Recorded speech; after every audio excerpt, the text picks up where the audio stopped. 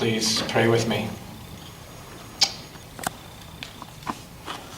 May these words that I speak be grounded in my soul, encouraged by the God presence in me. And may these words that you hear be captured by your soul, enlivened by the God presence in you. Amen.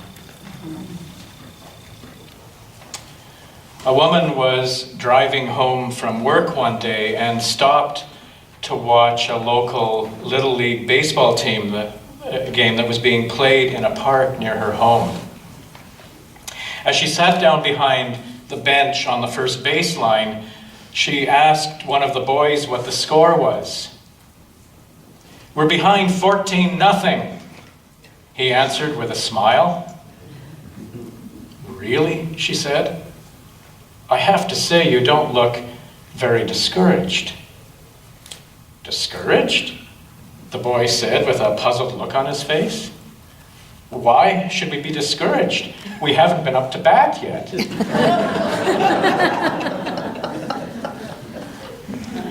This young boy with a big smile on his face could have been despondent.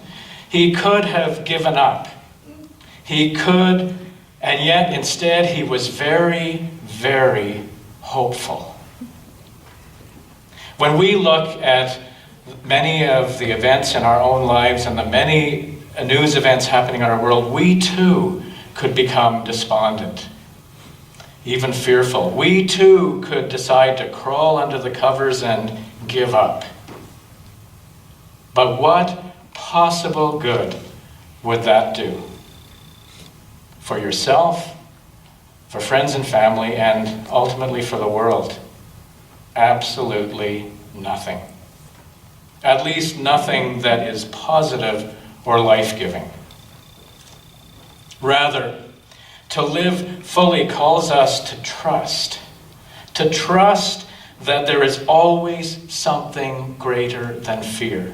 There's always something greater than greed. There's always something greater than hatred at work in our lives and in our world. 14-0 is not the end. It is to trust that love, which has its roots in each and every one of us, can become, as Paul said in the reading this morning, an armor of light. Choosing the path of love in every circumstance, and it is a constant choice, a conscious choice, is how we find ourselves being the light of hope. The reality is, one can't think hope. Hope is something that comes from a deeper place than our mind. Hope is cultivated in our heart and not in our head. One of the books I read while on retreat last week is called Heart Intelligence. This book is a collaborative effort by members of the Heart Math Institute, which sounds very, very technical, but bear with me for a moment. And it is their extensive research into the true nature of the human heart that has shed important light on what it really means to be more fully human. Deborah Roseman, one of the authors of this book, says, at the physical level, the heart not only possesses an innate form of intelligence, but through extensive communication with the brain and the body, the heart is intimately involved in how we think, feel, and respond to the world. And here are just a few of their findings. The heart starts beating in an unborn fetus before the brain has been formed. There is constant two-way communication between the heart and the brain. Constant. The heart sends more information to the brain than the brain sends to the heart. The heart sends signals to the brain which help inform our choices. The heart not the brain, but the heart, helps synchronize the many systems in our body so that they function in harmony with one another. The heart signals especially affect the brain centers involved in strategic thinking, reaction times, and self-regulation. What science now shows us is what many have understood intuitively for centuries. The heart, and not the brain, is the center of human consciousness. Or, as some might say, the essence of the human soul. How often have we found ourselves saying, "Listen to your heart," or "Put your heart into it"? Now we know this is more than just intuition at work. This is actually how we should be operating all of the time. Unfortunately, we have been taught that our brain is number one. And we have lost a large part of what it is to be connected and fully and deeply human. Roland McCready, another of the authors in this book, says, "The heart is connected to a source of information that operates outside the classical boundaries of time and space." This acknowledges that there is something at work that is bigger than us. Some of us here would call that spirit or God. And it is our heart, not our brain. It is our heart that is the conduit for this spirit. Given this insight, it seems to me that it is by paying attention to our heart, by following our heart, by leading with our heart, that we will be able to more deeply embrace hope and really become light in the world. And when you think about it, the heart, unlike the brain, and I hate to give the brain a bad rap, but it's had the number one place for so long, it needs to be put aside for a bit. And I realize I'm writing with my brain skills, so anyway. But the heart, unlike the brain, can actually be felt physically pumping life in our bodies. If we listen, we might actually hear it saying, "I'm here, I'm here, I'm here." Or, "Be still, be still, be still."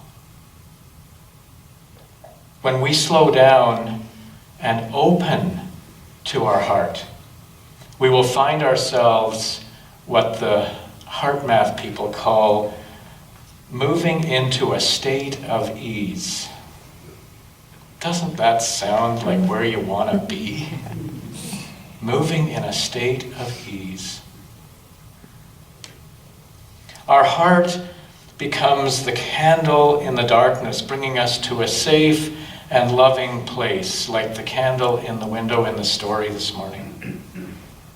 When we pay attention to our heart, we become the boy who says, "Why discouraged? We haven't been to bat yet."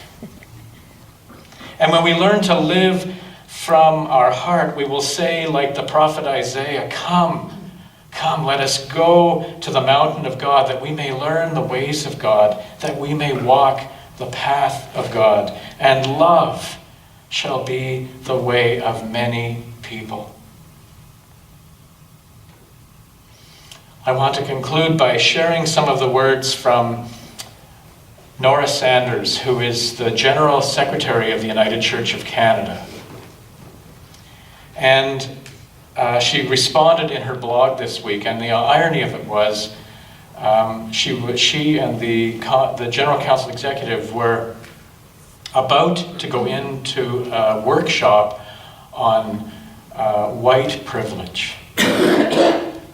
And she went and checked, and she responded on her blog because she just got the news of the hateful racist graffiti that had targeted 2 Jewish institutions, a Muslim facility, and Parkdale United Church, all in Ottawa. And she says this: "It's a confusing, even frightening time for those of us who believe that Jesus has called us to love and respect others, all others. How do we respond? How do we respond to fears and hatreds being brought to the surface, authorized by the American vote? How do we respect those who do not respect others?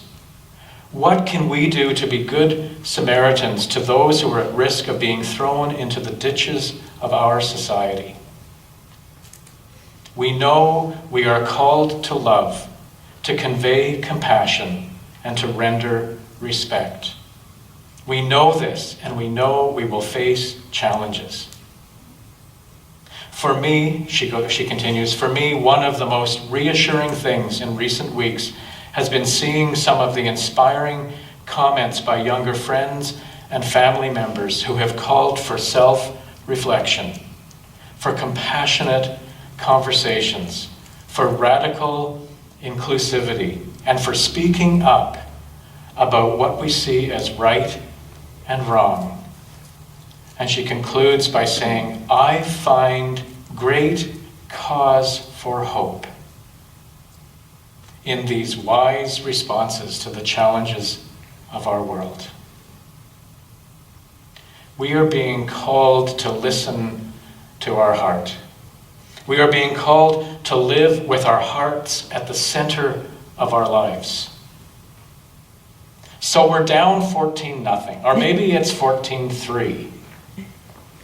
Now it's our turn at bat. This, my friends, is being the light of hope. Amen.